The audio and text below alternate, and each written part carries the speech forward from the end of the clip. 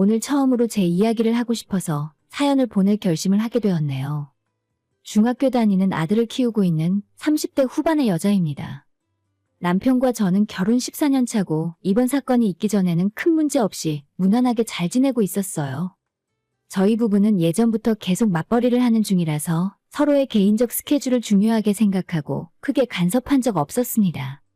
그래도 별 문제 없이 서로 믿으면서 잘 지냈었고 같이 직장 생활을 하다 보니 조금 늦게 집에 들어오더라도 그러려니 이해하게 되더라고요. 집안일에 있어도 제가 밥을 하고 있으면 남편이 아이를 보거나 설거지를 하고 남편이 청소기를 돌리면 제가 걸레질을 하는 식으로 맞춰서 사니까 싸울 일이 없었죠. 특히나 돈 문제에 있어서는 남편과 제가 칼같이 계산하면서 신혼 초부터 지금까지 돈 관리는 따로 하고 있고 생활비 통장을 만들어서 정해진 금액을 입금하면 그 안에서 필요한 돈을 전부 사용하는 식이었어요. 이런 이야기를 주변 사람들에게 하면 부부가 서로 딴 주머니 차면 돈도 못 모으고 좋을 일이 없다며 펄쩍 뛰시지만 저희에겐 이게 맞는 방식이라서 이렇게 하고 있어요. 그래도 별 문제 없이 돈 잘 모으면서 살았고 결혼하고 6년 뒤에는 남편과 제가 모은 돈으로 아파트 분양도 받았고 지금까지 대출 다 갚고 편하게 지내고 있습니다. 한 통장에 같이 돈을 모으는 것도 신혼 초에 한번 해본 적이 있는데 그것보다는 지금처럼 따로 하는 것이 스트레스 안 받고 편하더라고요.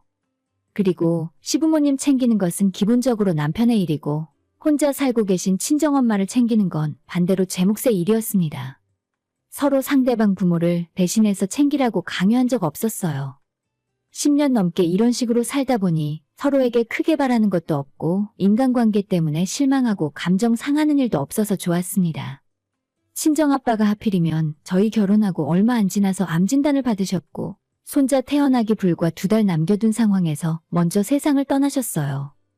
제가 외동딸이기 때문에 항상 세 식구가 같이 살았는데 제가 시집 오면서 집을 나와 살게 되었고 그 뒤로 얼마 지나지 않아서 아빠까지 돌아가셨으니 친정엄마는 졸지에 혼자 남아 외롭게 집을 지키며 사셨습니다.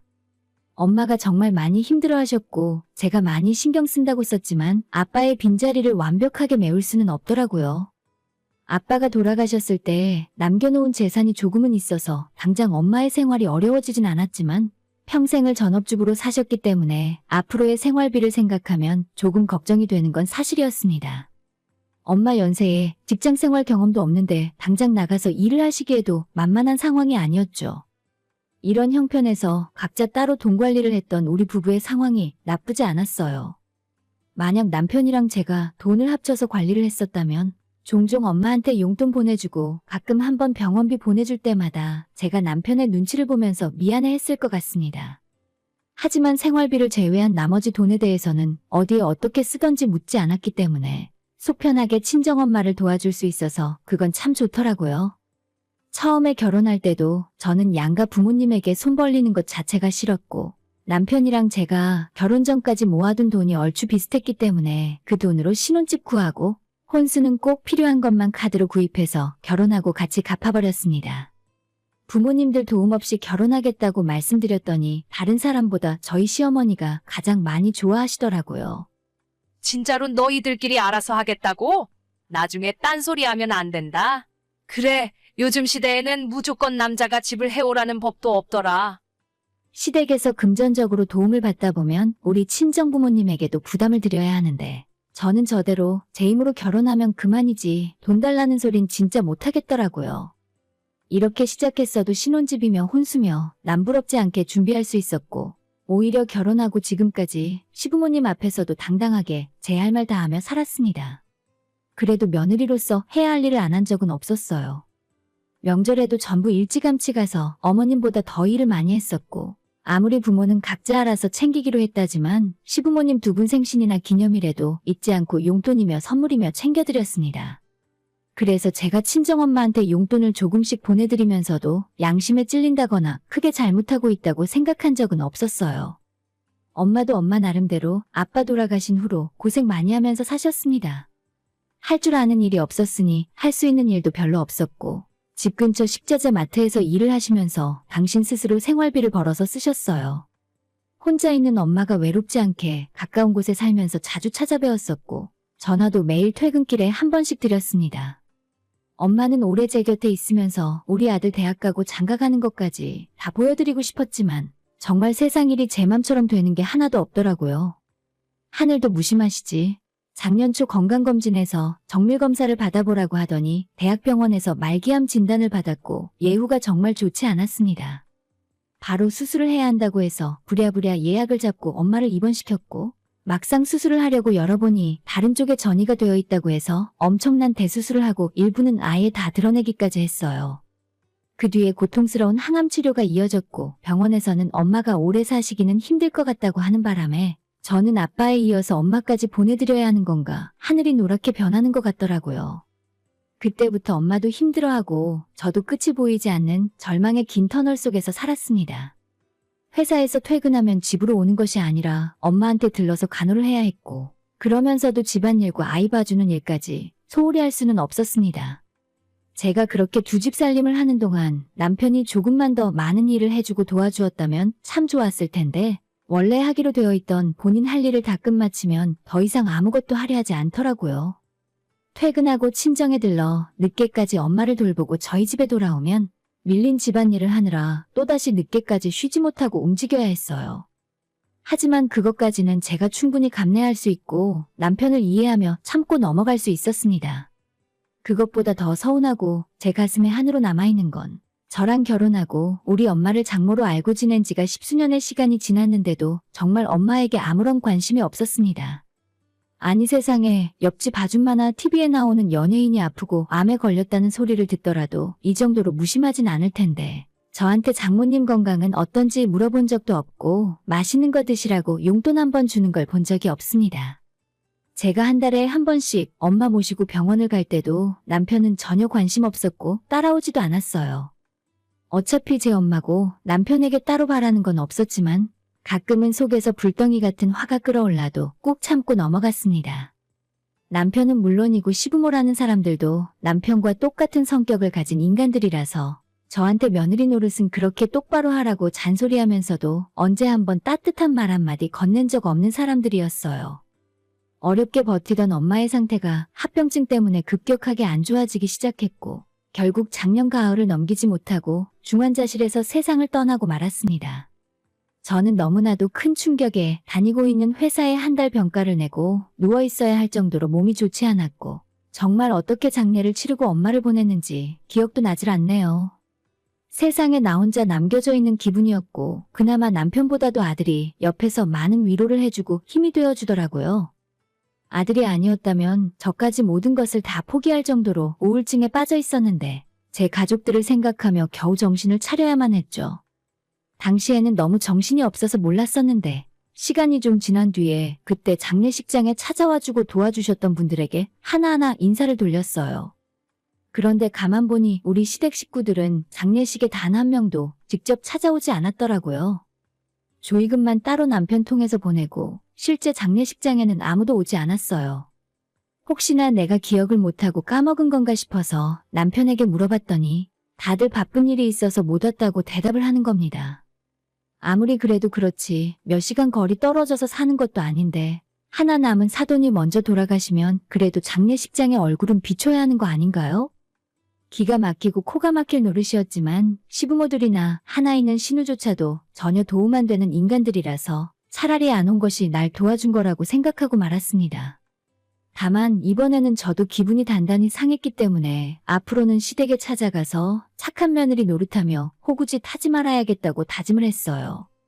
엄마 돌아가시고 나서는 가슴에 구멍이 뚫린 사람처럼 횡하고 세상의 모든 일들에 의욕이 없었지만 그래도 저는 한 아이의 엄마였기 때문에 마냥 슬퍼하고 있을 수만은 없었어요. 엄마가 혼자 살던 집에서 짐을 정리하고 어떻게 처분을 해야 할까 고민하다가 바로 팔아버리긴 그렇고 전세를 놓기로 했는데 도저히 엄마의 물건을 제 손으로 버릴 수가 없겠더라고요. 그래서 조금만 더 미뤘다가 해야지 하면서 지금까지도 정리 못하고 아직 엄마 물건이 그대로 있는 빈집으로 남아있습니다. 제가 엄마가 너무 보고 싶을 때마다 그 집에 가서 안방 침대에도 걸터 앉아 있었고 냉장고나 찬장을 열면 아직 엄마가 먹던 커피나 반찬들이 그대로 보관되어 있기 때문에 마음의 위안이 되는 것 같고 편안해지는 기분이 들더라고요. 엄마가 살고 있던 아파트 외에 다른 재산은 크게 남기고 가신 건 없었어요. 은행에 예금이 좀 있었고 엄마가 이런저런 보험들을 참 많이 들어놨더라고요. 암보험도 그 전에 들어놨었기 때문에 진단비와 수술비 등으로 큰 도움 받았던 기억이 있었는데 생명보험까지 제 앞으로 들어놓으신 줄은 몰랐습니다.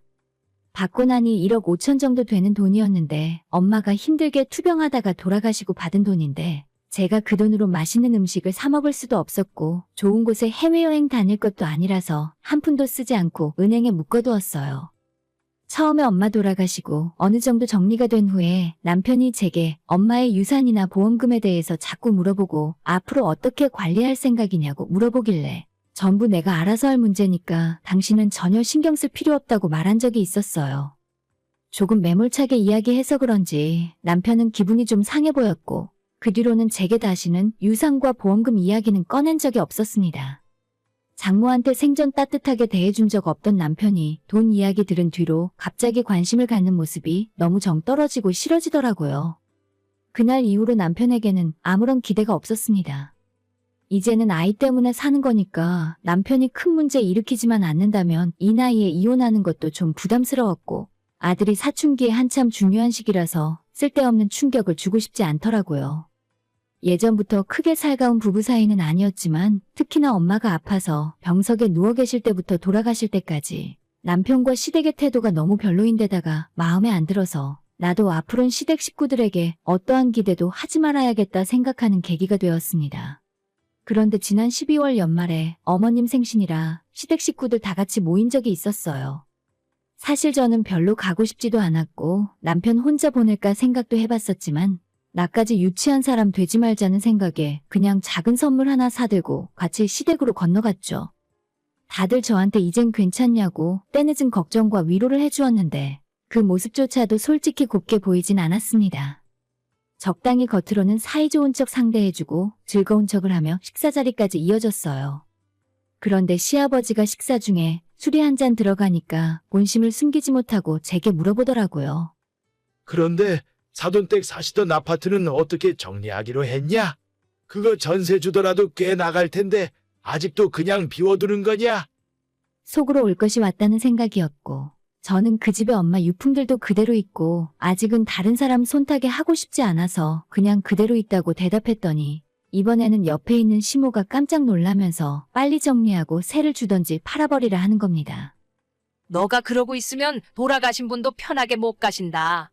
빨리 훌훌 털어내고 그 집은 정리하고 세를 주던지 해야지.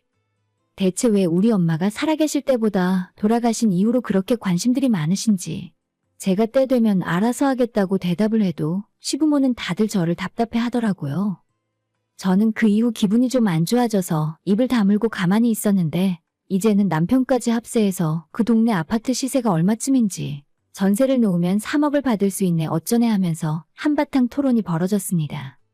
내가 그 집을 팔아먹던 볶아먹던 자기들 앞으로 10,000원짜리 한 장 떨어질 일도 없을 텐데 뭐가 저렇게도 관심들이 많으신지 이해할 수 없었어요. 그러거나 말거나 대꾸도 안 하고 밥이나 먹고 있었고 식사 분위기가 어느 정도 마무리되고 나서 시어머니한테 준비한 선물을 건네주었습니다. 남편은 용돈 봉투를 준비하고 저는 백화점에서 어머님이 쓰는 기초 화장품 세트를 선물했는데 용돈과 선물이 모두 성에 차지 않았던지 가만히 있던 저한테 화살이 돌아오더라고요. 아이고, 니들 나이가 몇인데 이게 뭐니? 짜다 짜. 자린고비가 따로 없네. 너는 이번에 돈도 많이 벌었으면서 손이 이렇게 작아서 어디다 쓸래? 저는 어머님이 무슨 소리를 하는 건지 몰라서 어리둥절하더라고요. 돈이요? 저희 이번 연말에 보너스도 못 받았는데요? 그러자 시어머니가 답답하다는 듯 저한테 손가락 삿대질을 하며 우리 중에서 가장 횡재한 사람이 너잖아. 하늘에서 아파트 한 채가 뚝 떨어지질 않나? 보험금으로 얼마? 1억 5천? 내가 꽁돈 1억 5천이 생겼으면 최소한 명품 가방 하나씩은 사서 돌렸겠다. 가만히 하는 말을 듣고 있자니 우리 엄마 생명보험금을 꽁돈이라 하고 있더라고요. 시모는 어차피 말이 나왔으니 하는 말이라면서 너희 엄마 돌아가시고 나서 언제까지 그렇게 질질 짜고 슬퍼만 하고 있을 거냐고 집도 이참에 빨리 팔아버리고 더 넓은 집으로 이사가라고 하시는 겁니다. 집이며 돈이며 어차피 산 사람은 살아야지. 아끼고 있다가는 똥 되는 거야. 니들도 40평대 넓은 집으로 이사가고 우리도 이참에 며느리 덕 좀 보자. 너가 5천만 원만 해주면 우리도 새 집으로 이사 갈 수 있어. 시어머니의 말에 남편과 신우까지 맞장구를 치며 좋은 생각이라 하더라고요. 저는 너무 화가 나서 얼굴이 확 달아오르는 것이 느껴졌어요. 다른 사람들은 그렇다 치고 남편이라는 놈까지 분위기 파악 못하고 박수까지 치면서 당장 부동산에 가보자고 하는데 이런 개떡 같은 분위기 속에 오직 중학생인 제 아들 하나만 자기 할머니한테 말씀 너무 심하게 하시는 것 같다고 한마디 하더라고요. 너는 조그만 게 뭘 안다고 그래? 어른들 말씀하시는데 빠져 있어. 신우가 제 아들한테 핀잔을 주고 저는 대체 이런 상황에서 누가 어른이고 누가 애인지 모르겠더라고요. 아무 말도 못하고 벙쪄 있다가 제 아들이 신우한테 한 소리 듣는 모습을 보고 그제서야 정신이 번쩍 들더라고요. 우리 애가 틀린 말 한 것도 아니잖아요. 어른이 어른답게 굴어야 어른이지. 다들 애 앞에서 부끄럽지도 않으세요? 제가 화가 나서 목소리를 높였더니 시부모 얼굴이 확 구겨지면서 인상을 쓰고 있고 남편이라는 놈은 시어머니가 아파트 사자는 소리를 할 때는 좋다고 박수치고 있더니 제가 정색하고 화를 내니까 농담한 걸 가지고 왜 그러냐며 저를 이상한 사람 취급하더라고요. 시부모한테 쌍욕을 한번 퍼부어줄까 고민하다가 남편 하는 말을 듣고 오냐 잘 걸렸다 싶어서 남편에게 대신 쌍욕을 쏟아내 주었습니다. 야, 이 등신 같은 놈아. 너가 네 마누라 못 지키고 너네 장모 욕 보이는 소리를 해도 처웃고 있으니까 니네 식구들이 나랑 우리 아들 알기를 우습게 아는 거야.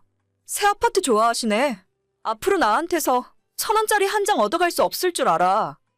시부모 들으라는 식으로 그렇게 이야기하고 저는 아들 손잡고 시댁을 빠져나왔어요. 뒤에서 저한테 뭐라 하는 소리가 들렸지만 뒤도 안 돌아보고 먹던 밥숟갈 집어던진 채 시댁에서 나와버렸죠. 마음 같아서는 먹던 밥상을 다 뒤집어 엎어버리고 싶었는데 어차피 이젠 남편과 미련 없이 갈라서겠다는 생각이라 그 집에 더 있고 싶지도 않더라고요. 주차장까지 따라 나와서 저를 붙잡는 남편에게 이젠 진짜 못 살겠다고 이야기해버렸습니다. 나 너랑도 못 살겠고 너희 가족들도 그만 보고 살래. 당신이 입장 바꿔서 생각해봐. 우리 엄마 보험금으로 집 사달라는 말을 내가 어떻게 받아들여야 하니? 남편도 그때는 아무런 할 말이 없었는지 입을 꾹 다물고 고개만 숙이고 있더라고요. 저는 이젠 결혼 생활에 아무런 미련도 없었고 아이도 제 능력으로 충분히 키우면서 살 수 있었어요. 남편을 혼자 남겨두고 아들이랑 집으로 돌아왔습니다. 차 안에서 운전을 하며 아무런 말을 안 하고 있었더니 아들이 제게 먼저 말을 건네더라고요. 엄마, 아빠랑 이혼할 거야? 아들이 하는 말에 제가 뭐라고 대답을 해야 좋을지 몰라서 가만히 있었더니 엄마 힘들면 그냥 이혼해도 돼. 근데 난 엄마랑 같이 살고 싶어. 하는 말을 들으면서 저는 제가 틀린 것이 아니라는 안도감이 들더라고요. 아들 덕분에 그날 바로 이혼 결심을 할 수 있었고 남편과 같이 살던 집을 부동산에 처분하고 아들과 저는 엄마가 살던 아파트에 들어와서 살고 있습니다. 남편이랑 제가 돈 관리도 따로 하고 있어서 재산 분할할 것도 별로 없었는데 살고 있던 아파트만 팔아서 반씩 나누고 아들이 대학 들어갈 때까지 매달 50만 원씩 남편에게 받는 걸로 합의했어요. 제가 이혼하겠다는 소식을 들은 시어머니가 나중에 제게 전화하셔서는 농담 좀 한 걸 가지고 일을 크게 만든다면서 저보고 애 앞에서 부끄럽지도 않냐고 하셨어요. 어머님, 저희 아들이 하는 말이 아빠랑 할머니가 부끄럽대요.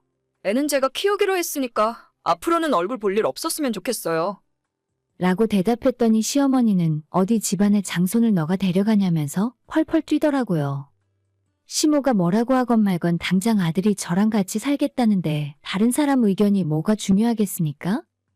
뒤늦게 남편도 제게 사과하고 시어머니도 자기가 실언한 것 같다면서 사과 아닌 사과를 건네왔지만 이미 늦어도 한참 늦었어요. 남편과는 완전 끝난 상황이지만 아직은 이혼 조정 기간 중이에요. 아들이 대학 갈 때까지 양육비 받기로 했고 사실 그런 푼돈 없어도 저 혼자 벌면서 지금까지 모아놓은 돈으로 아들 대학까지 충분히 뒷바라지 할 수 있습니다. 제가 다른 건 몰라도 아들 하나는 정말 잘 키워서 다행이에요. 공부도 잘하고 사리분별 잘하는 똑똑한 아들이라 정말 큰 힘이 됩니다. 시댁 인간들은 하나같이 속만 뒤집어 놓고 결혼 생활에 도움된 적이 한 번도 없네요. 뒤늦게 며느리에 이어서 손자까지 잃게 생겼으니 자존심 굽히고 미안하다며 제게 사과하는데 다 끝난 마당에 그게 무슨 추태입니까? 빨리 다 정리하고 아들이랑 둘이서 행복하게 살았으면 좋겠습니다. 오늘의 사연은 여기까지입니다. 구독과 좋아요, 알림 설정 부탁드려요. 다들 행복하시고 좋은 하루 되세요.